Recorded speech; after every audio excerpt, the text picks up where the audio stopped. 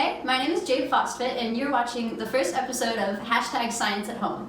So I'm a chemist at UC Berkeley, but right now I'm stuck at home. But I still want to be able to do experiments and learn about science. So I'm putting together some science demonstrations that you can do in your kitchen. And so we can't do chemistry in the lab. We usually like to wear our lab coats in the lab, but since we're in the kitchen, I thought we could wear aprons.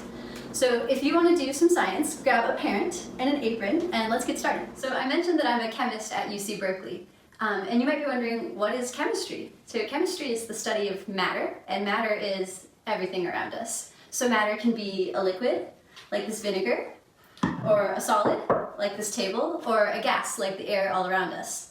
And chemistry is mixing together types of matter, like mixing together two solids, and making something new, making a new form of matter, like a gas. So if I mix together a purple solid and a clear liquid and I make purple smoke, that's definitely chemistry. So color changes, temperature changes, bubbles, these are all signs that a chemical reaction is happening. So many of you have probably already done some chemistry. If you've baked a cake in your kitchen before, that's definitely chemistry. Because to make a cake, you grab a bowl and you add your flour and eggs and sugar and milk and stir it all together. And then you pour it into a pan and put it in the oven and bake it, right? But once you have that cake out of the oven, could you get the eggs back out? Is it possible to get the eggs back out of the cake? And the answer is no, you can't get the eggs back out of the cake. And that's because you've done a chemical reaction. So today, I wanted to do some chemical reactions in my kitchen with you guys. So the most classic chemical reaction to do in the kitchen is vinegar and baking soda. So baking soda is a base, and vinegar is an acid, and when you mix them together, they react to form carbon dioxide, which is a gas, which is actually the gas that plants need to live. But I thought we could make this experiment a little bit more exciting by trying to see how we could make the biggest possible reaction in the kitchen. So I'm going to hunt around my kitchen for every single source of base that I can find, and every single source of acid, and then I'll mix them together, and we'll see which one makes the most bubbles. And then we'll do a fun activity at the end. So right now, I'm gonna look around my kitchen and gather supplies. And then I will come back with a list for you guys, and you can gather supplies too.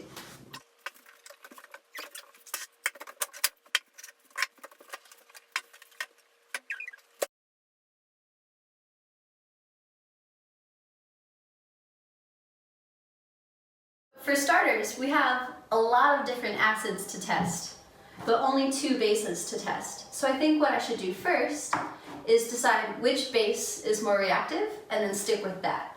So I'm going to pick an acid. Let's do the apple cider vinegar. And I'm going to add the same amount of acid to each of these cups. So I'm aiming for like 1 inch from the bottom of the cup. Don't need to waste too many materials, but we definitely want to be able to see what we're doing. And it's important to try to make sure that you have the same amount in both cups. So I think that looks pretty even to me. So now I'm gonna test baking soda versus baking powder. So I'm gonna add the same amount, like the same size scoop, to both cups, so that I'm just testing the difference between the 2 powders and not testing different amounts. So I'm gonna use this size scoop of baking soda, and I'm gonna add it to this cup here.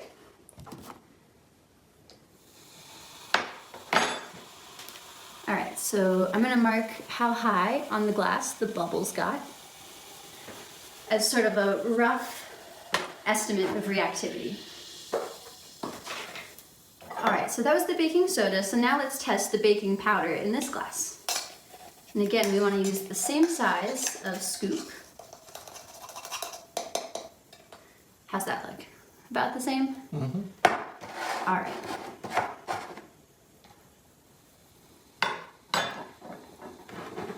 So that one seems not nearly as reactive. So I'm gonna mark on the glass how high the bubbles got. And it looks a lot lower on the cup than the baking soda. So I think what we can conclude from this is that the baking soda is more reactive than the baking powder. So for the rest of the acid experiments, I'm going to use the baking soda. And I'm gonna make sure that I write down some notes about this so that I have an up-to-date experimental notebook. Okay, so now that we know that baking soda is the winner, I want to test all of the different vinegars in my kitchen. So I have the apple cider vinegar, the white vinegar, rice vinegar, and balsamic vinegar. And I'm going to add exactly half a teaspoon of baking soda to each glass. Starting with the balsamic.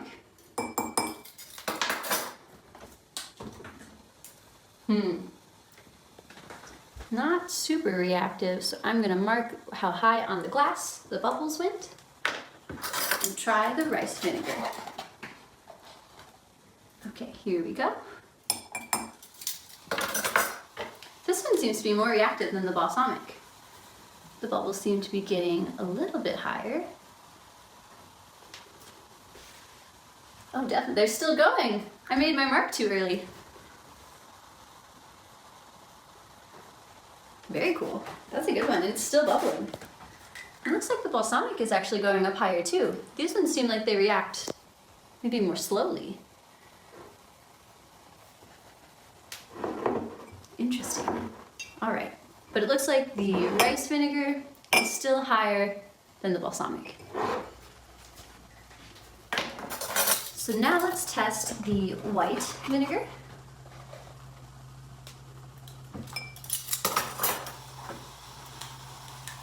So this one seems to be reacting really quickly, and we've maxed out about here. And then last, the apple cider vinegar with half a teaspoon of baking soda.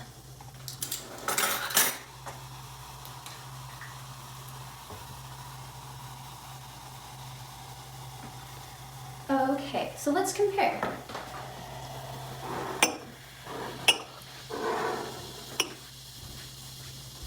So out of all of these, it seems like the rice vinegar had the bubbles go the highest up the glass, but the balsamic is still kind of bubbling away over here.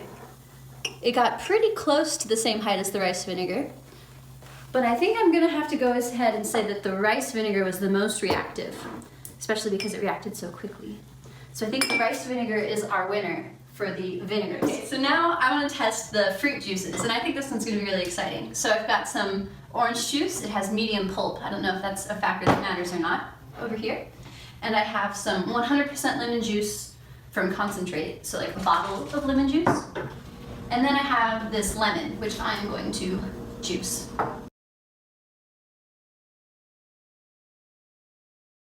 Now we're going to add the same amount of the baking soda. So we're doing a half teaspoon. Okay, let's try the orange juice first. Oh, wow.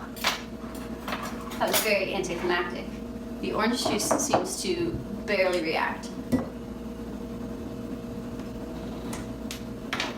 So now we're going to compare the orange juice to the two different kinds of lemon juice.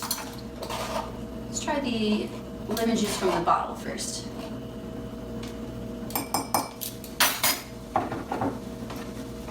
Okay, it's definitely reacting, but maybe not as much as the vinegars did. Wait to mark it until... So it looks like it was about this high at greatest, which was a little bit surprising. I thought the orange juice would react, and I definitely thought the lemon juice would be very reactive. But that's why we test these things. And then lastly, let's check the lemon juice that we just squeezed. It seems maybe slightly more reactive than the bottled lemon juice. Seems to be... It's pretty good. That one was definitely more reactive than this one. So of the three of these, the fresh lemon juice was more reactive. But I think our rice vinegar from the previous experiment was better. All right, and so for the very last test, I wanted to do the balsamic vinaigrette and the sriracha, which might react. You never know. So we've got approximately the same volume, a little bit more sriracha. And it smells very spicy. Let's try the vinaigrette. Nothing. I'm going to stir it around a little bit. Oh, we've got some bubbles forming now. But not very much.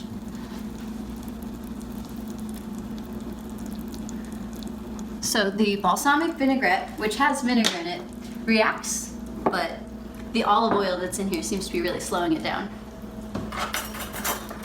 And then last, but certainly not least, let's see if sriracha has any acid in it.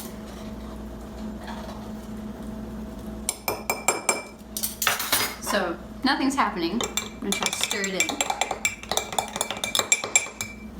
Oh, it's starting to bubble. Cool. So it looks like sriracha does have some acid in it of some sort. It's very, very slowly bubbling up the glass. So we're about this high? Interesting. I was not expecting that. What's in sriracha?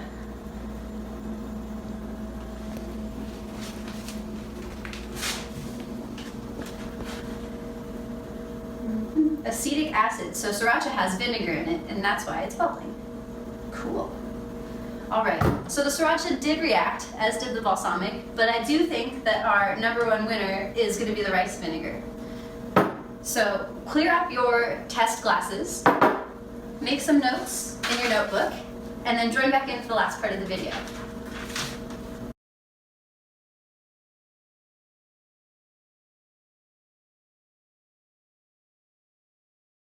Now that we've figured out that rice vinegar plus baking soda is the best combination that I have in my kitchen, maybe what you have in your kitchen is different, we can do the best part of this experiment. So I told you earlier that vinegar plus baking soda reacts to make a gas, and that gas is carbon dioxide, which makes my plants very happy. So the coolest way to do this demonstration is in an old soda bottle, and you can cover the top of the soda bottle with a balloon, or if you don't have a balloon, a plastic bag, or if you don't have a plastic bag, maybe a rubber glove. And what we're going to try to do is trap the gas that's being formed to blow up our bag, or our glove, or our balloon. So in just a moment, pause the video and try to find a soda bottle, a bag, a glove, or a balloon, and some rubber bands. All right. Once you've found your supplies, you're going to take your plastic bottle and, with your parents' help, pour some of your best acid into the bottle. So I'm going to fill it up maybe about to where the bottom of the label used to be. So I filled it up with vinegar just to here. And now you're going to take your glove, or your plastic bag, or your balloon if you have one, and you're going to add half a teaspoon of baking soda to the glove. So scoop it into your glove or balloon or plastic bag, shake it down to the bottom, and you can kind of feel where it ends up. So I'm feeling, and it feels like this finger is like a little sandbag. It's got all the baking soda in it, so that's kind of cool. And I'm going to put the glove on top of the opening. And kind of like putting your hair in a ponytail, I'm going to put the rubber band around the top of the glove so that none of the gas that I make when I do the reaction can escape. And it's a little bit tricky because you don't want to dump your baking soda into the vinegar until you have your glove all the way secured. So you might need some help with this part. And I'm going to do one more so that it's really secure.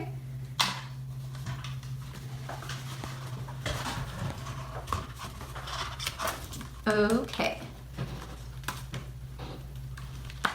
So now what we have is the glove covering the opening to the bottle, and it's rubber banded in place pretty tight, so when I pull on it, it's not coming off, and I still have baking soda down here in this finger and vinegar in the bottle. So now you're ready to do the last part of the experiment.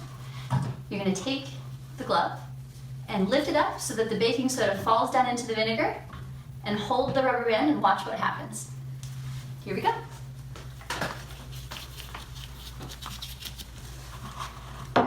So our reaction is happening, and we're forming some gas. You can see the bubbles.